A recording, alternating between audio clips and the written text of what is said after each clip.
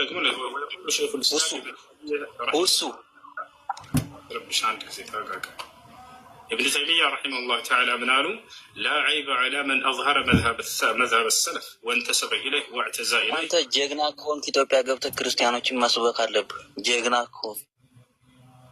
أنت تردد. أنت. أدري نستوث أنت تردد. جيغنا كون كزار واجر مكة منام مزدل عليه. والله لازم بأكل الدم دسي لا يدبر. بكر بمت علوه.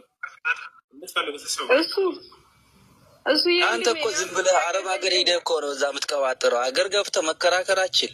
እንደውም እሱ ይሻለኛል እኮ ወረብ ከባ ፊት ለፊት እንደ ወንድ ልጅ ፊት ለፊት እንደዚህ መገናኘት ይሻላል። ስመጣ አስታውሰኝ ልመጣ ስል ምናልባት ስለምናገር ራሱን ደብቆ የሚኖር ሌባ ብቻ ነው እንዳይታይ ሌብነቱ ማለት ነው። ጀግና ከሆንክ ሀገር ገብተህ መከራከር አይሻልክኝ እኮ ተሰማኝ።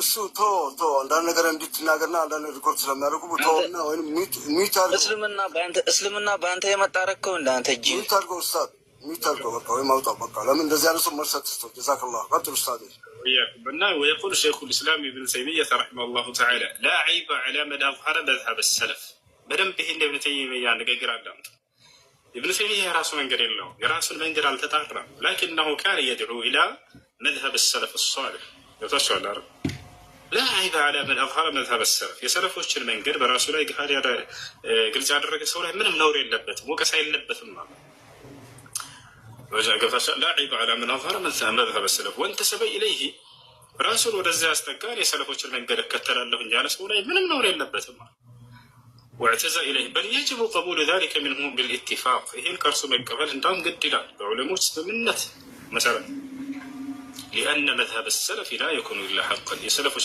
مذهب من قر هنا تنجيل لا بفسهم حسد من هنا يشرب النار هنا يتشعر الأرض أنا أنصحكم باتباع مذهب السلف فإن الدين عمارة بالمجازة رجع لا يسلفوشن بالزابي مجازة قد لا سلفوشي بال صحابوش ناتشو للا نقرأيد تابعيش ناتشو أتباع التابعين النزي سوستوشو ملكام في كفل زمن لا يربروت صلى الله عليه وسلم سبقا يورد سواتشو አደራ የነዚህ መንገድ መልካም መንገድ ነው ብለው በአንድ በታቸው የተናገሩላቸው የነዛን ግንዛቤ መከተል። ከዛ በኋላ ሰዎች ያመጧቸው የቢድዓትን የኹራፋቶችን መንገድ የሽርኮች መንገድ አደራ ተጠንቀቋቸው። ከዚያ በኋላ መጥተው አዲስን ግንዛቤ የሚፈጥሩላቸው ካሉ إذا كان هذا الفهم السقيم يخالف مذهب السلف فعليكم بالتجنب عنه والابتعاد عنه وقد نصح السلف الصالح باتباع مذهب الصحابة والتابعين ومن جاء بعدهم من الأئمة المعتبرين. هنا أشيك أمين بيتنا السلام جزاك الله أستاذ والله يجمر الله نعم بسمنا من تكمل الله إن شاء الله آمين كله يكترنا يا عند ولد سكرنا إن شاء الله قتلوا مرحبا مرحبا إيش آمين علش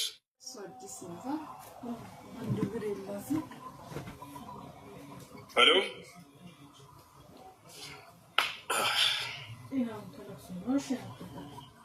ወለችም መሰለኝ ፕሊስ ጌስት ሰዎች ከገባችሁ ሬዲ ሁኑ ወንድሞችና እህቶቼ ኢንሻአላህ ያው ስትገቡ ያለችበት ቦታ ተቀበሉ ስትጠየቁ ደግሞ ወዲያው የጠራሽ ነበር እኮ ቀጥይ እኔ ኔትወርክ ይዞኝ ነው ኔትወርክ ያስቸግራል እሱዬ ክርስቲያን እምነት ተከታይ ነኝና በጣም ጥያቄ የሚሆኑብኝ ነገሮች ስላሉ ነው። እኔ እስልምናን በጣም ነው የምወደው። ለምሳሌ እስልምና ማለት በጣም ደስ የሚል ነገር ነው። ራቁት አለመሄድ ራሱ በጣም ትልቅ ክብር ያለው ስፍራ ነውና ለምሳሌ እስልምና ውስጥ ያሉ ሴቶችን በጣም ነው ማደንቃቸው። የምር ራሳቸውን ሸፍነው ለአንድ አምላካቸው መገዛታቸው ከምንም በላይ በምድርም ራሳቸውን ሰትረው የኖሩ ጀግና እህቶቻችን ናቸው። እና እነሱ ሳይ እኔ ቀናለሁ። ለምን ተቀለ የ10 ብር ታይት ለብሰን እኛ ገላችን እያሳየን በጣም ልንከራከር ማንችል ሰዎች ከእስልምና ጋር ስንከራከር በጣም ነው የሚገርመው። አንድ እሱ ነው። ሁለተኛ ምንድነው ከእስልምና ውስጥ ምን ያስፈልጋል? አሁን እስላም ለመሆን መስፈርት አለ ወይ? ሁለተኛ ምንድነው ሙስሊም ሲሆን ብዙ ጊዜ ወላጆች አይቀበሉም። አሁን ወደ ሌላ እምነት ተከታይ ከሆንክ አንተ አንዳንዴ እምነት መስሎም ባህላዊ የምንከተል ሰዎች አሉ። ኢትዮጵያ ውስጥ ማናቃቸው ነገሮች አሉ። ለምሳሌ እሱን እዚህ ላይ አልገልጽም እና እኔ እስልምናን ለመከተል ስለሚፈልገው ምን ያስፈልገኛል? አላህን ለማግኘት የምሬ ነው። በንጹህ ልቤ እየጠበቁት ነው። በእርግጥ የያዘኝ ነገሮችን ብኖር እኔ አሁን 29 ወደ 30 እየሄድኩኝ ነው። በጣም ስለምወዱ ይሄን ዓለም ውስጥ እንዴት ልግባ ብዬ ለራስም ጥያቄ ሆነብኝ ነበር። ኦንላይን ላይ ብዙ ጊዜ ደግሞ አገኛለሁ ብዬ አላገኘሁም። እድለኛ አልሆንኩም። ዛሬ እድለኛ ነኝ፣ አግኝቻለሁ። ለዚህ ጥያቄ መልስ እንድትሰጠኝ ነው። ያው ለእስልምና እንደሚያስፈልገኝ መስፈርቱ እንድትነግረኝ። መርሐባ። እሺ እንግዲህ ከመጀመሪያ ካነሳቸው ስንነሳ ኢስላም ሴት ልጅ ተገላልጣ በገሃድ ባዕድ ወንዶችን ወደ ፈተና እንድትጥል አያዝ እና ስለዚህ አላህ ሰውነቷን እንድትሸፍን ያዛታል። መገላለጥ የውበትና የነፃነት መገለጫ አይደለም። ያ ቢሆን ኖሮ እንስሳቶች ከማንም በላይ ነፃነት አላቸው እንል ነበር። ምክንያቱም እነሱ ተገላልጠው ይሄዳሉና። ስለዚህ የሴት ልጅ የውበቷ መገለጫ ምንድን ነው ከተባለ የእርሷ መሸፈኗ ነው። ለባሏ ለማን መሸፈን መገለጥ እንዳለባት ያስተምራታል ኢስላም። ለተፈቀደላት ለባሏ ካልሆነ በስተቀር ባዕድ ወንዶችን ተገላልጣ በአደባባይ እንድትሄድ በፍጹም ይሄንን አይፈቅድላትም። ሌሎችንም ወደ ሌላ መጥፎ እሳቤ ነገር የሚጥል ነገር ስለሆነ ማለት ነው። እሷንም እንዲሁ አደጋ ላይ ሊጥላት ስለሚችል ያ ነገር ብዙ ጊዜ ሴቶች ለመጥፎ ነገር ሰይጣን ያንን እንዲጋበዙ ያደርጋሉ። ወንዶችን የእርሷን ተክለ ሰውነት ባዩ ጊዜ፣ ውበቷን ባዩ ጊዜ ወደ መጥፎ ነገር እንዲሄዱ ያደርጋል። ይህን ሁሉ መንገድ ኢስላም ዘግቶታል። ያ ነገር እንዳይከሰት ቀድሞ ሴት ልጅ እንድትሸፈን አዘዘ። አላህ ይህም በቁርአን ላይ ሱረቱል አሕዛብ ላይ ሲናገር ይላል፣ ያ አዩሃ ነቢይ ቁል ሊአዝዋጅከ ወበናቲከ ወኒሳኢል ሙእሚኒን ዩድኒነ ዐለይሂነ ሚን ጀላቢቢሂነ ዛሊከ አድና አን ዩዕረፍነ ፈላ ዩእዘይነ ወካነ አላሁ ገፉረን ረሒማ ይላል። አንተ ነቢይ ሆይ ሚስትህን፣ ሴት ልጆችህን፣ ምእመናት ሴቶችን በሙሉ ሰውነታቸው ላይ ጅልባባቸውን ይለኩ ዘንድ እዘዛቸዋል። ታቸዋል ያን ምክንያቱም ተናገረ። ዛሊከ አድና አን ዩዕረፍ ይህ እንዳይታወቁ ይረዳቸዋልና። ተደበቀች፣ ተሰተረች፣ በቃ ከዚያስ ፈላ ዩእዘይኒ አይለከፉም ማለት የእነርሱን ጥቅም አስቀደመ። ሴት ልጅ ራሷን በሸፈነች ቁጥር እርሷ ከመለከፍ በጣም የራቀች ትሆናለች። ራሷን በገላለጠች ቁጥር ለመለከፍ ቅርብ ትሆናለች። ታቸዋል ይህ ነው። ሴት ልጅ ከቤቷ በምትወጣ ጊዜ ሰይጣን ወደ እርሷ ይጠራል አሉ ነብዩ ሰለላሁ ዐለይሂ ወሰለም። ተገላልጣ የምትሄድን ሴት ሲገልጹ ማለት ነው። ምክንያቱም ያወጣት ልጅ እሷን በሚያይ ጊዜ ሰይጣን ወደ እርሷ እንዲመለከት ይጋብዘዋል። የዛኔ እርሷን ለምን አላናግራትም የሚል ነገር ሀሳብ ይጭርበታል። ከዛ ሄዶ ስልኳን ይቀበላል። ከዛ አንድ ቀን ይገናኛሉ። ከዛ በመቀጣጠር ሌላ ነገራቶች ውስጥ ሰይጣን ይጥላቸዋል። ስለዚህ ያ ነገር እንዳይሆን ነብዩ ሰለላሁ ዐለይሂ ወሰለም ቀድመው እንዲሰተሩ አዘዙ ማለት ነው። ሌላ ነገር ስለ ኢስላም ነው። የሰው ልጅ እዚህ ዓለም ላይ ትልቁ ጸጋ ብሎ ማለት አምላክ በነቢያት በኩል የደነገገለትን መንገድ አግኝቶ መሄድ ነው። ሌላው ምድራዊ ጸጋ ነው፣ ጠፊ ጸጋ ነው፣ እዚህ ምድር ላይ የሚያልቅ ነገር ነው። እውነተኛ ጸጋ ብሎ ማለት ግን ከሞት በኋላ ያለውን ህይወታቸውን የሚያስቀጥልላችሁን የነቢያትን መንገድ አግኝታችሁ መሄድ ብቻ ነው። ያን ደግሞ አምላክ በነቢያት በኩል የዘረጋው ብቸኛው መለኮታዊ ሃይማኖት ኢስላምን እንደሆነ ይናገራል።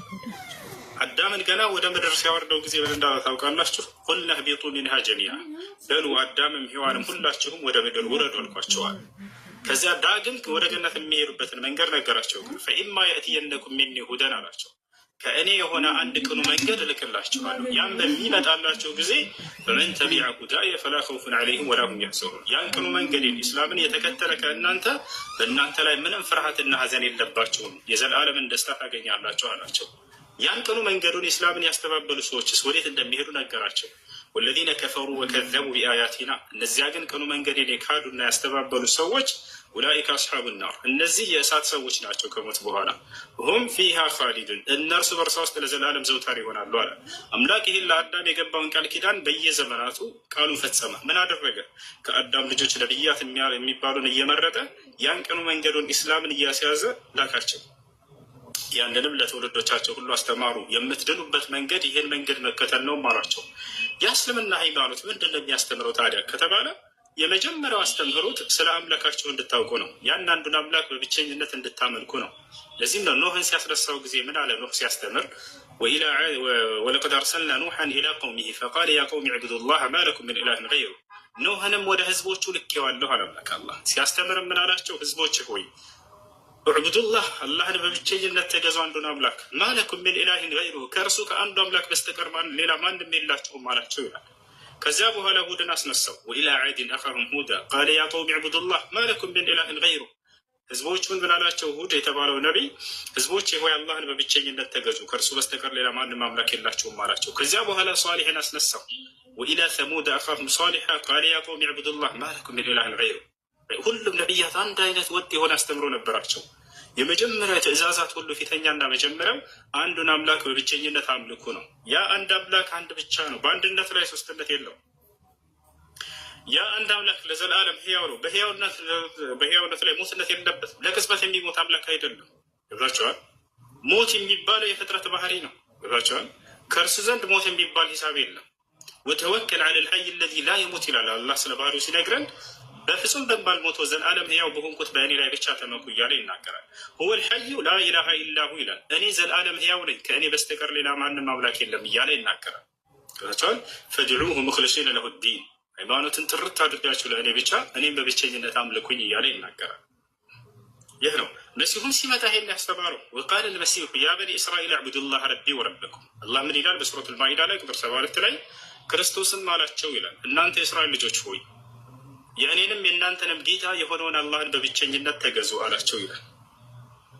ከዛልክ ልክ እንደ ሁሉም ነቢያት ይሄን ያስተማሩት። አብርሃም ይሄን ያስተማረው ወኢብራሂም ኢዝ ቃለ ሊቀውሚሂ ዕቡዱላህ ወተቁ። አብርሃም ለህዝቦቹ ምን አላቸው? ህዝቦች ሆይ አላህን በብቸኝነት ተገዙ፣ እርሱንም ብቻ ፍሩት፣ የምታውቁ የምታገላዝቡ ብትሆኑ ይሄ ነው ለእናንተ የሚሻላችሁ አላቸው ይላል። እና ይህ ነው ነቢዩ ሙሐመድንም ሲያስነሳ አላህ ስብሐነሁ ወተዓላ ዐለይሂ ሰላቱ ወሰላም ይህን የነቢያት መንገድ አዲስ ለህዝብ ነው ያላቸው፣ ሌላ አይደለም። ምክንያቱም በነቢያት ስም የነቢያትን ትምህርት በርዘዋልና ሰዎች የግዴታ ይሄን ነቢይ ማስነሳት ነበረበት አምላክ። በነቢያት ስም ክርስቶስን ወደ አምላክ ከፍ አድርገው ክርስቲያኖች ይህን መንገድ አስቀጥለው ነበረ። በነቢያት ስም አንድ አምላክን ወደ ሶስትነት አምላክ አንድ ብቻ ሳይሆን አንድም ሶስትም ነው ብለው ማስተማር ይዘው ነበር። በነቢያት ስም የአንዱ አምላክ ስለ ኃጢአታችሁ ሙቷል ብለው አስተምረው ነበር። በነቢያት ስም የአንዱ አምላክ ተገርፏል፣ ተሰቅሏል፣ ተገድሏል ብለው እያስተማሩ ነበር። ህዝብም ይሄን አምሮ እየኖረ ነበር።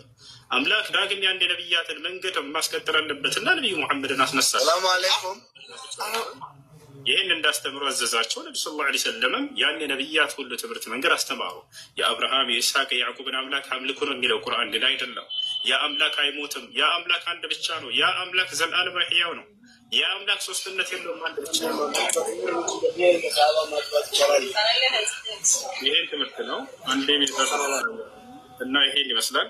ወደ ኢስላም ለመግባት የምትፈልጊ ከሆነ እኔ የምለውን ቃል አብረሽ እየተከተልሽ ትያለሽ። እሱም ምንድነው የምትይው? የመጀመሪያው ትእዛዝ የሆነው ስለ አምላክ አንድነትና ብቸኝነት፣ አምላክ አላህ ስብሐነሁ ወተዓላ ከእርሱ በስተቀር ሌላ ማንም አምላክ እንደሌለ መመስከር ነው። ከዚያ በኋላ የነቢዩ ሙሐመድ ሰለላሁ ዐለይሂ ወሰለም ነቢይነታቸው መቀበል ነው። ከዚያም በእርሳቸው ላይ የወረደውን ህግና ስርዓት እየፈጸመን እስከ ህይወታቸው ፍጻሜ ድረስ መኖር ነው። ከዚያ በኋላ ከሞት በኋላ ጀነትን ሊያስገባን ቃል ገብቶልናል። ያንን አምኖ መቀበል። እሺ ዝግጁ ነሽ?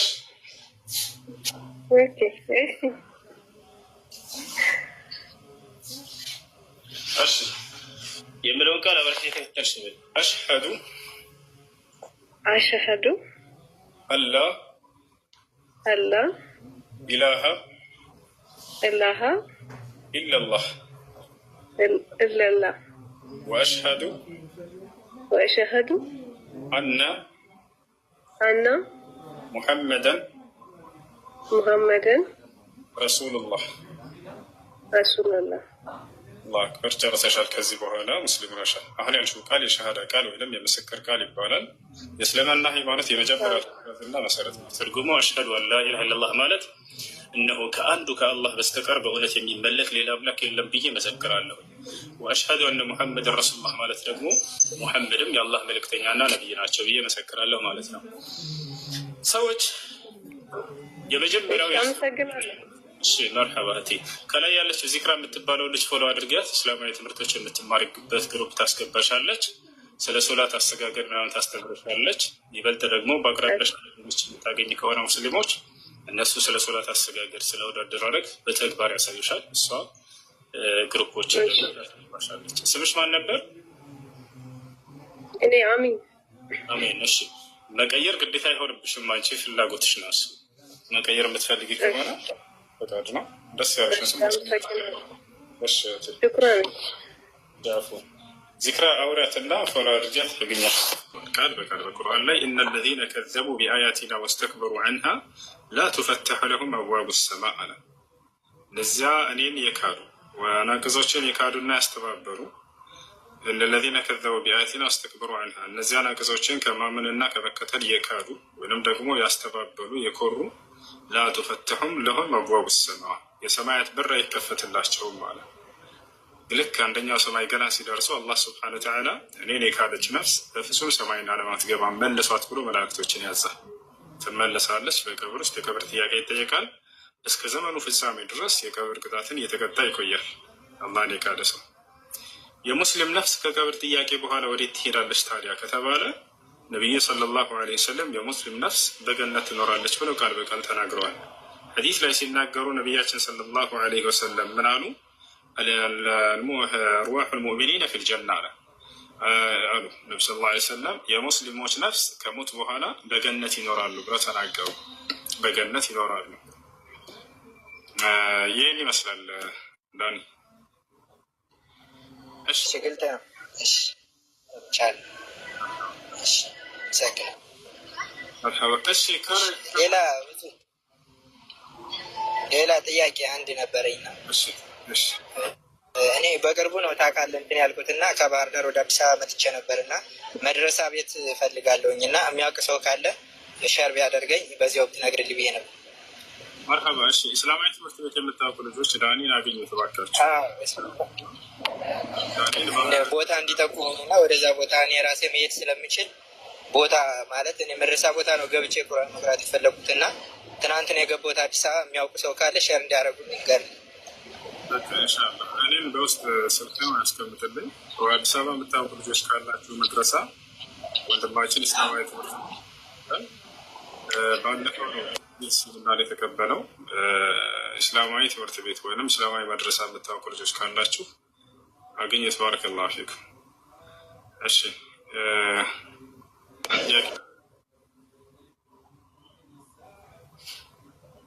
ጥያቄ ያለ ይቀጥል።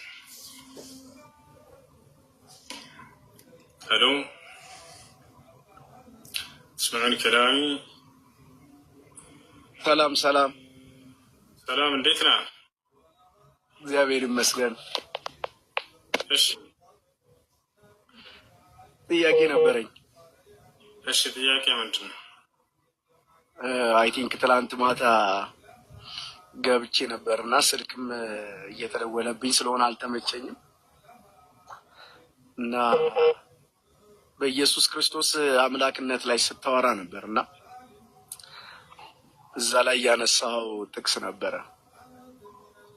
ኢየሱስ ክርስቶስ ምንድነው ምን እንደሆነ ተናግሯል። እሱ ከራሱ ምንድነኛ አለ ኢየሱስ። ኢየሱስ ጌታ ነው። ኢየሱስ ክርስቶስ እኔ ሰው ነኝ ብሏል አይደለ? ሰው ነው። ጌታም ነው።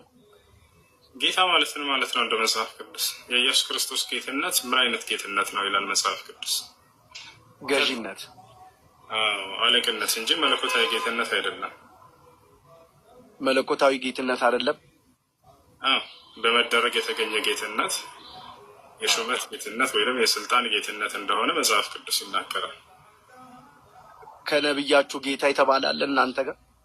አዎ እንደውም የዓለም ጌታ ነው። እሺ ኢየሱስ ክርስቶስ ስለዚህ ጌታ እንደሆነ ታምናለህ አንተ? ስልጣን ማለት እኮ ነው፣ ሹመት ማለት ነው አልኩህ።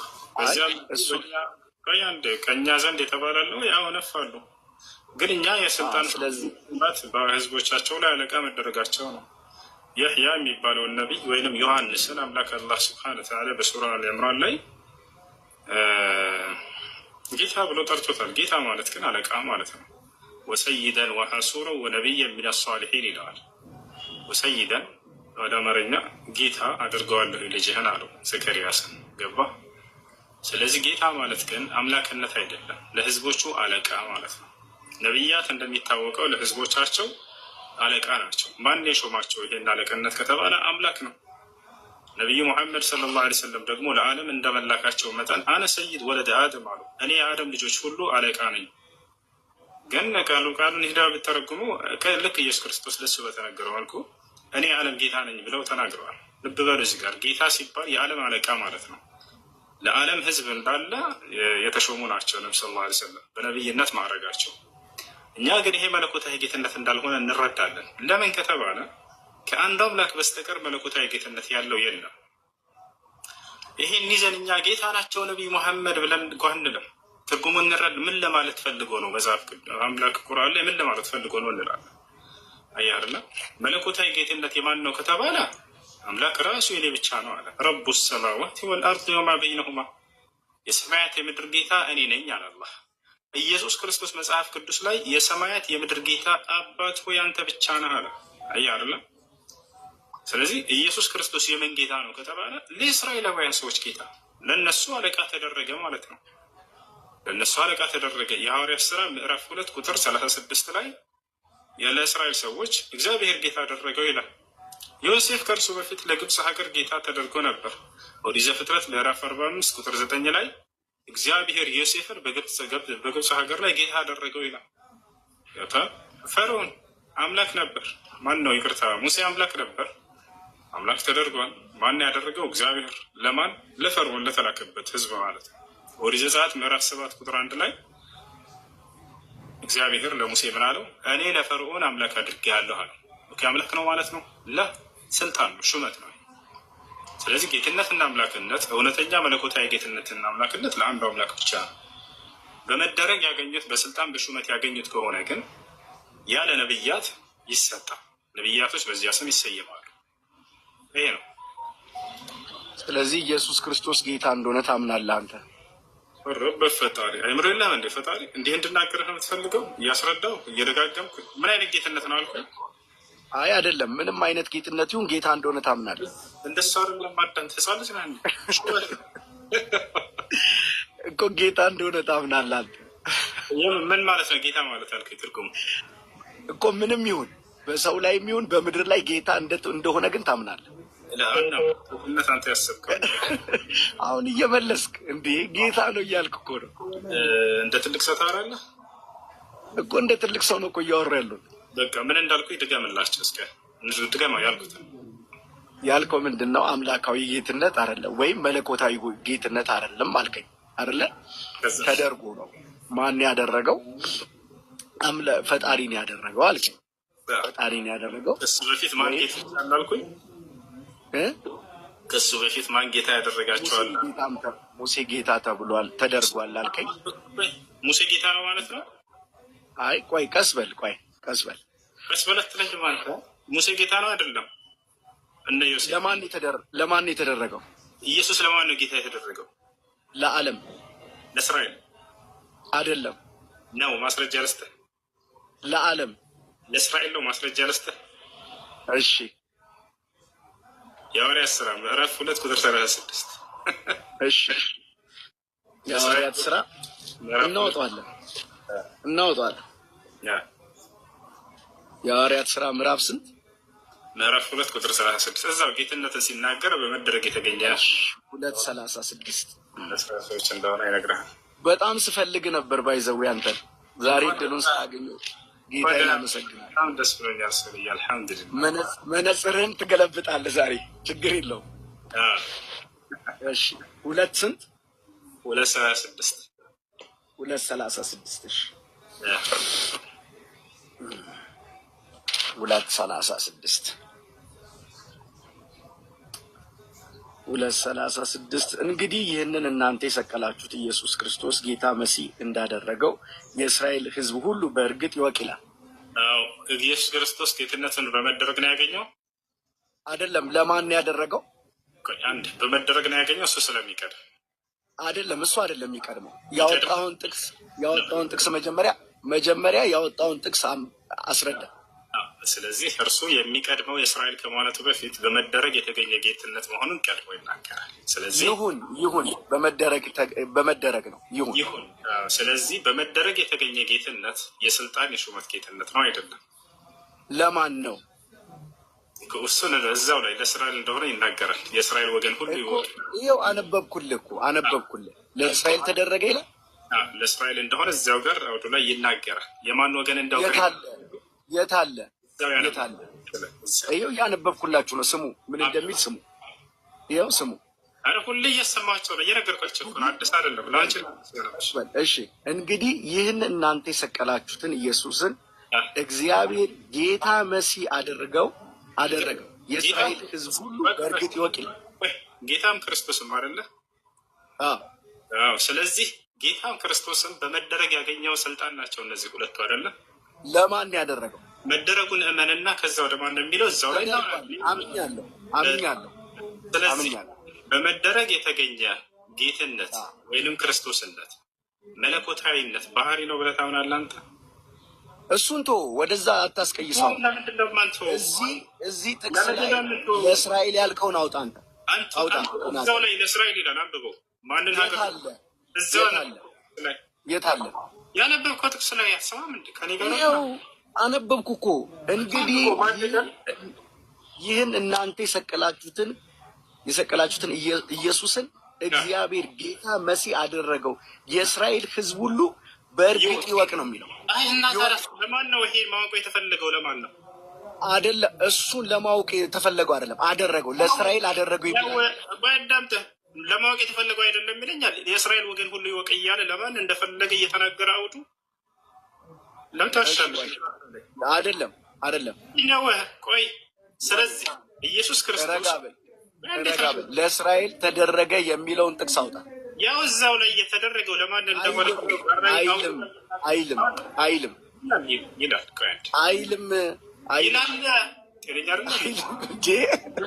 እኔ አረ እያነበብኩ ያለሁት አንተ እንኳን አታስተውልም? ትንሽ አታስተውልም? እንዲያውቁ የተፈለገው ማናቸው? ተናገር። የእስራኤል ሕዝብ ይወቅ ነው የሚለው። አይዋ ስለዚህ እስራኤል የሚባለው ዓለም ነው አይደለም? እሺ ስለዚህ አንዴ ዮሐንስ 3:16 ላንብብለት ለዚህ ሰው አነብልህ። ቆይ ዮሐንስ 3:16 ለማን እንደሆነ አነብለታለሁ። ስሙ አይደለም እንዴ? አንድ ይህን ጨርስ። ወዴት ነው የምትሄደው? ከዚያ ወደ እንደ ፌንጣ ከጥቅስ ወደ ጥቅስ አትዘልም። እኔ ጋ ገብቶሃል አይደለ? የማን ወገን እንዳውቅን የተፈለገው እንደ አውዱ የኢትዮጵያ ሕዝብ አይደለም፣ እዛቸው የእስራኤል ሕዝብ ብቻ ማለት ነው። አያቸው አይደለ? የእስራኤል ወገን ሁሉ ይወቃል። ያ ነው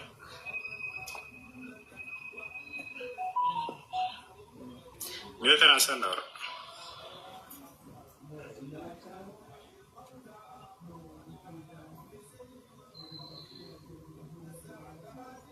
ሄሎ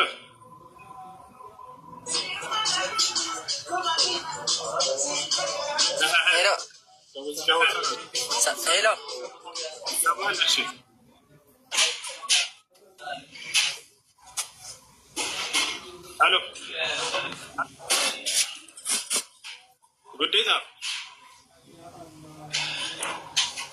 ጉዴታ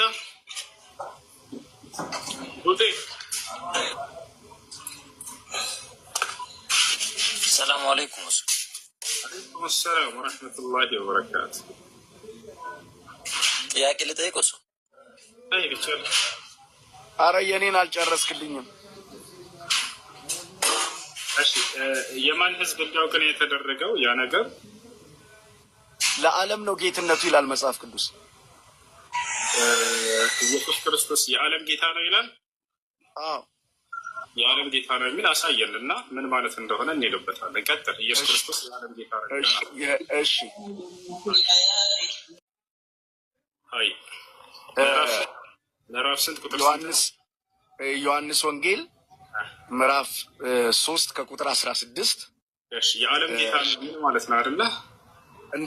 እንደዚህ አነበዋለሁ። ቆይ የዓለም ጌታ ነው ኢየሱስ የዓለም ለወጣው ነው። ምዕራፍ ስንት ነው ያልከው? ምዕራፍ ዮሐንስ 3:16 ላይ ኢየሱስ ክርስቶስ የዓለም ጌታ ነው የሚል ተመልከቱ። በፈጠራቸው ይሄንን ውሸታም ነው ላሳያቸው። ችግር የለም እሱም ካሳያ አንዴ ኮሜንት ላይ መልሱላችሁ።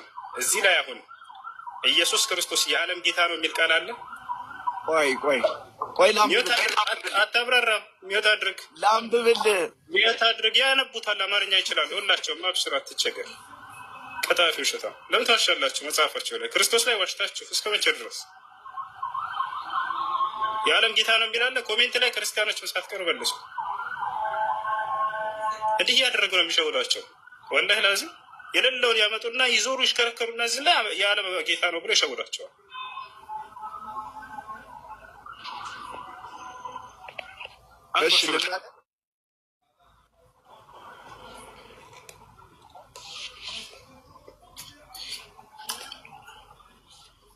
ክርስቶስ ላይ ዋሽታችሁ ወላሂ በጣም ነው የምትጠሉት።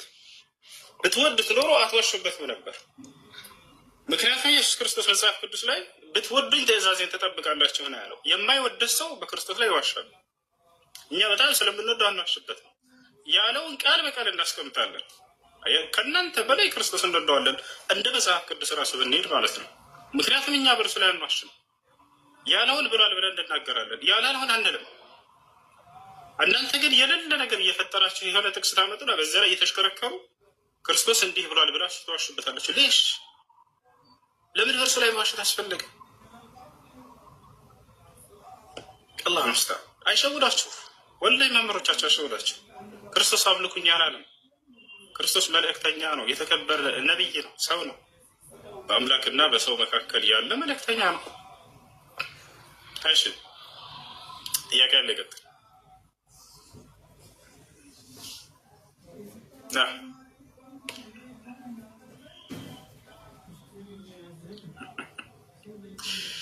እሺ ጥያቄ ያለው ይቀጥል ይችላል።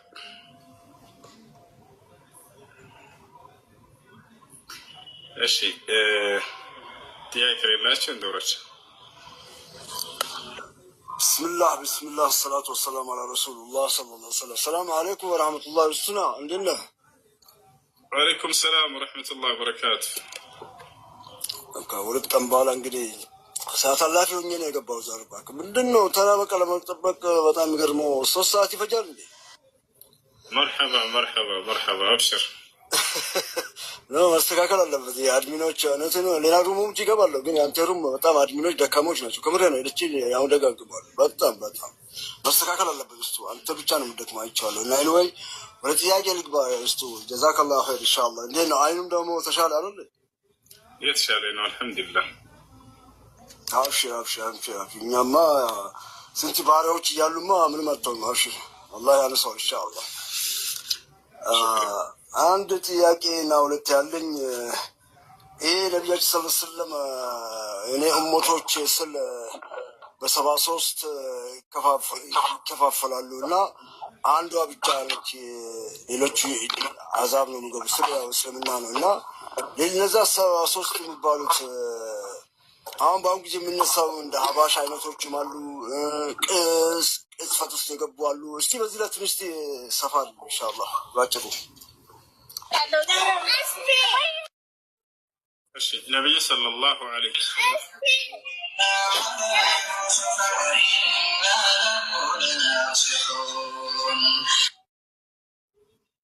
ነቢያችን ሰለላሁ ዐለይሂ ወሰለም ከነቢይነታቸው ማረጋገጫ መካከል አንድ ነቢይ ትንቢትን ይናገራል፣ ወደፊትም በተናገረው መሰረት ይፈጸማል። ያ የነቢይነቱ ማረጋገጫ ነው። ገብታችኋል አይደል? የአንድ ነቢይ የነቢይነት ማረጋገጫ ሚዛኑ ምንድን ነው? ነቢይ ትንቢትን ይናገራል። ከዚያ ያ ትንቢት በተናገረው መሰረት መፈጸሙ አንድ የነቢይነት ማረጋገጫ ነው። ያ ነቢይ ትንቢትን ተናገሩ፣ የተናገረው ትንቢት ካልተፈጸመ ሐሰተኛ ነቢይ ነው። ይሄ የነቢይነት ሚዛን ነው፣ ያዙ።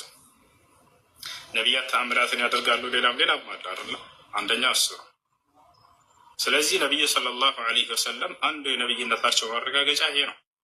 የዛኔ ምንም አይነት አንጃ ሳይኖር በፊት ቀድመው እነዚህ አንጃዎች እንደሚከሰቱ ተናግረው ነበር።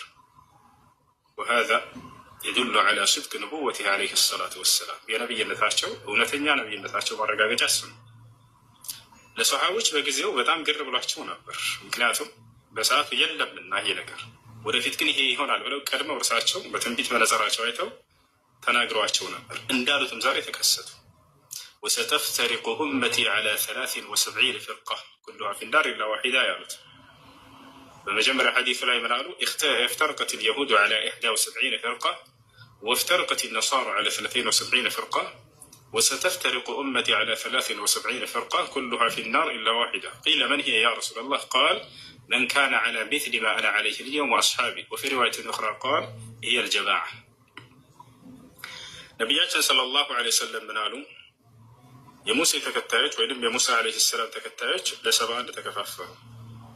ሁሉም የእሳት ናቸው አንዷ ስትቀር፣ እነርሱም ሙሳና ወመን መዐሁ ከእርሱ ጋር ያሉ ተከታዮቹ ብለው ተናገሩ። የመሲሁ ተከታዮች ልክ እንዲሁ ለ72 ተከፋፈሉ አሉ።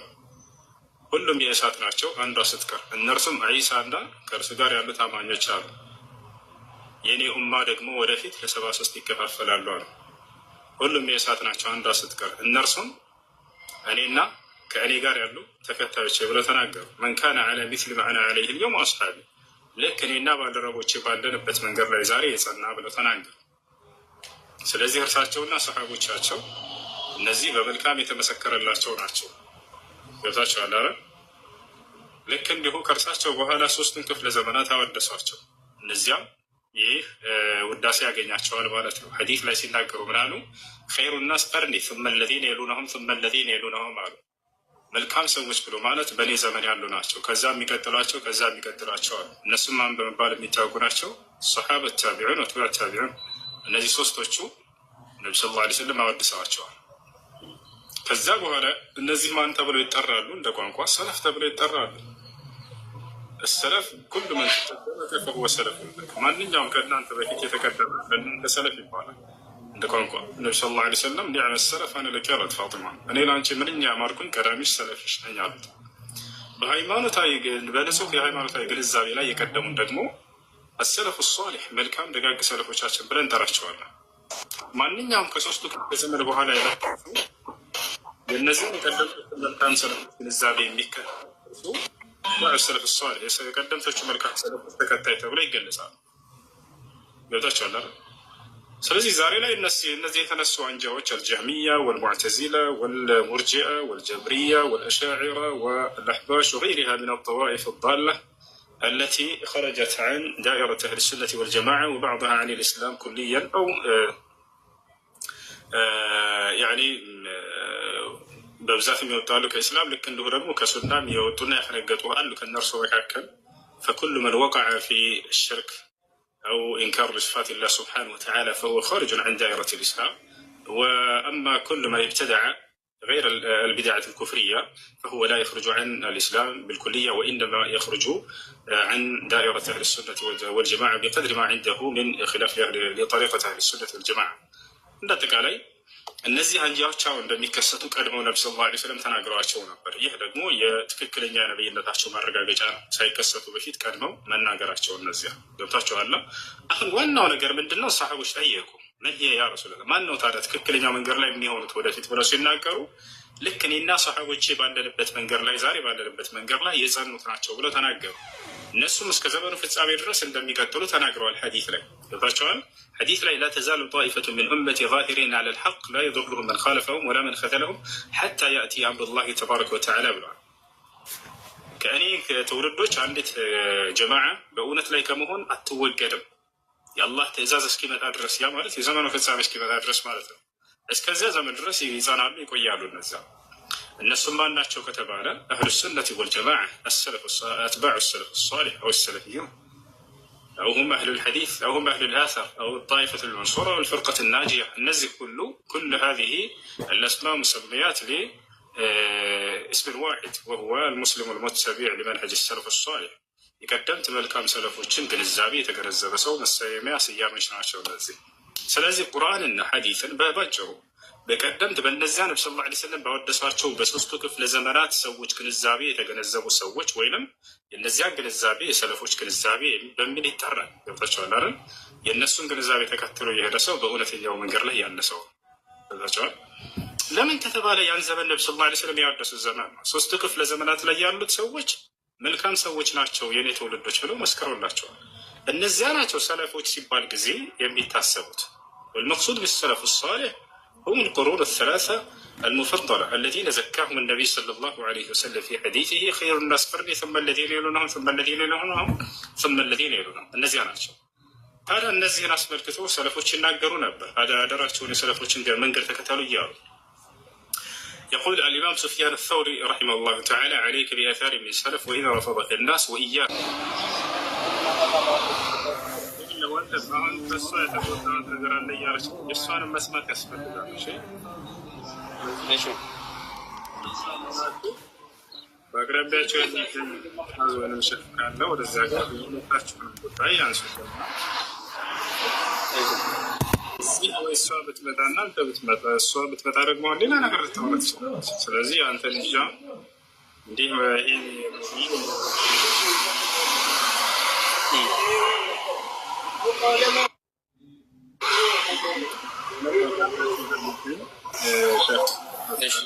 ራቸው የሁለታችሁ ጉዳይ ነገሯቸው እና ያስፈራል ምን ማድረግ እንዳለ ማንሳር ይነግራቸዋል። ወይንም እዚህ ይዛል በዛ ነው ማለት ነው። እሺ ሰላም አለይኩም። ሰላም አለይኩም። ፎሱ አካውንት አስቀምጠ ነበር ያጠፋዋል። እናንተ ላይ ተሰፈን ያንተ ባዮ ላይ አካውንትህ ላይ እንትን በለው አስቀምጠው አካውንትህን። በዚያ ላይ ኢንሻአላህ መርዳት የሚፈልጉ ሰዎች የገባቸው ትረዱታላችሁ። ወንድማችን ታሟል፣ መታከም ይፈልጋል። እሺ ኢንሻአላህ ወንድሜ ጋር አስገባኛለሽ። እንዴት ነህ? አሎ አልሐምዱሊላህ ሰላም ነው። መኪና ላይ ነኝ። የሚረብሽ ከሆነ እንትን ሰማን ይሰማል። አብሽር ሰላም ነው። እንዴት ነህ? አልሐምዱሊላህ እኔ ደህና ነኝ። ማሻአላህ ሰላም ነው። ጥያቄ ነበረኝ። የሆነ ጥያቄ የሆነ አስተምሮ ታየውኝና ሁለቱ ሲጋጭብኝ ጥያቄ ልጠይቅ ወደ አንተ መጣሁኝ። የሰው ልጅ ሲሞት እንደሞተ ነፍሱን መላይካ ይወስዱታል እና በሆነ ነገር ያስቀምጡታል ይላል። ከዛ መቃብር ላይ ደግሞ ጥያቄ ይጠየቃል ይላል። ሁለቱ አይጋጭም? እንዴት ነው እንደዚህ ሊሆን የቻለው? መላይካ ወደ ሰማይ ከወሰደው ደግሞ መቃብር ውስጥ እንዴት ሊጠየቅ ቻለ? ማለት ስጋው ነው የሚጠየቀው ነውስ እንዴት ነው? እስቲ ግልጽ አድርግልኝ።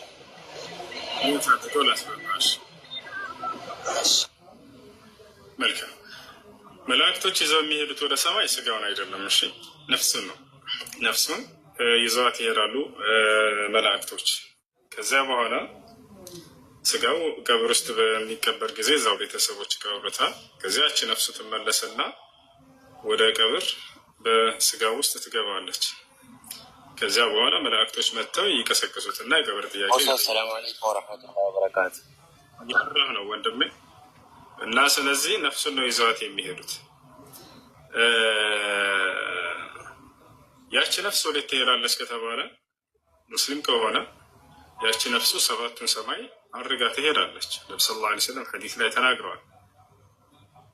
ፈየፍተሑ ለሃ አብዋቡ ሰማ ሐታ ተሲለ ኢለ ሰማኢ አለቲ ፊሃ አላህ አሉ። አላህ ወዳለበት ሰማይ እስክትደርስ ድረስ ነፍስ የሰማይ በር እየተከፈተላት ትሄዳለች። የሙስሊም ነፍስ የሰባቱን ሰማይ መላእክት ሁሉ ታያለች፣ ትመለከታለች። የዛኔ ማየት የማንችላቸው ነገራቶች ሁሉ እንድናይ ያደርገናል አላህ። ልክ ልንሞት ስንል መላእክቶችን ዛሬ እናይም አይደል? ልንሞት ስንል እናያለን።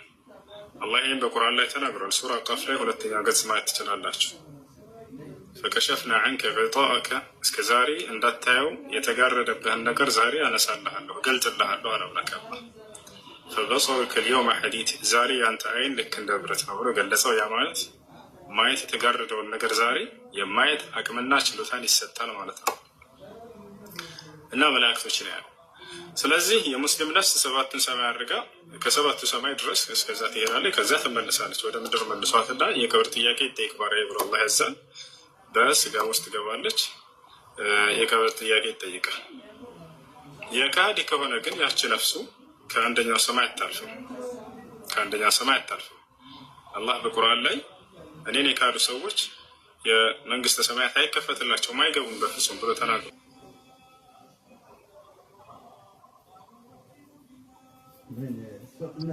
ሰላት ሄደ መሰለኝ እና አቡበከር ካላችሁ ግቡ፣ የምታወሩ ልጆች ክርስቲያኖች ጋር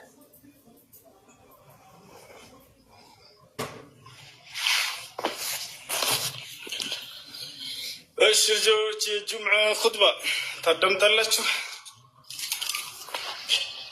መስጂድ ሊሄድ ነው።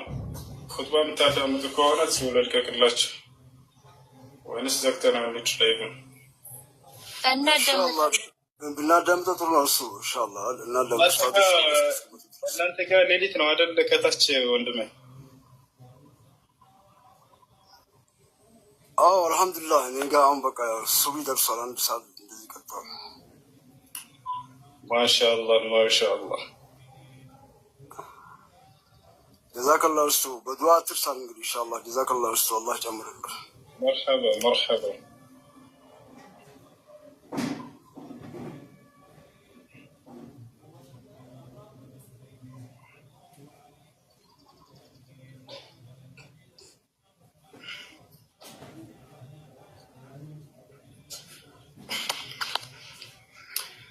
قالوا يا أبانا ما لك لا تأمنا አይኔ እየተሻለኝ ነው። በቃ ትንሽ ነው የቀረው ወላሂ አይደለም ልጆች ችሏል። ማሻአላህ እሱ ብዙ ደግሞ በእጅ ደግሞ አትነካካው። ስበላላ ደግሞ ዝም ብሎ ትንሽ ውሃ ብርጭ አድርግበት። በእጅ አትንካው። መርሐባ አላህ አፊያ አድርግልህ። አብሽር። آمين آمين يا رب. قالوا يا أبانا ما لك لا تأمنا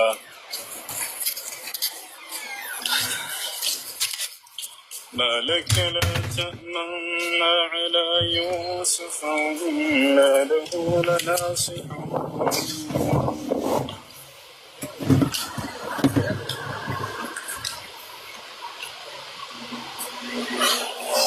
أرسله معنا غدا يرتع ويلعب وإنا له لحافظون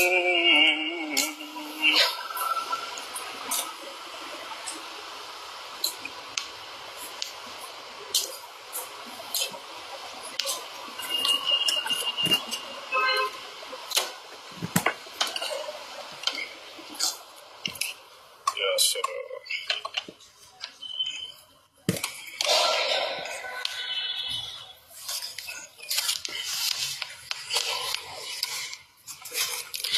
خطبة نسمعنا خطبة تسمعنا تستمعون إلى الخطبة سلا عزيز النفس عزيز النفس عزة النفس የራስ መብቃቃት። ስለዚህ ያነ خطبة እስላም በራስ መብቃቃትን በጣም ያበረታታል። ሰዎች ላይ ያለ መውደቅ፣ ራስን ሰርቶ ራስን ማስተዳደር፣ በማንኛውም ዘርፍ ላይ ራስን መቻል።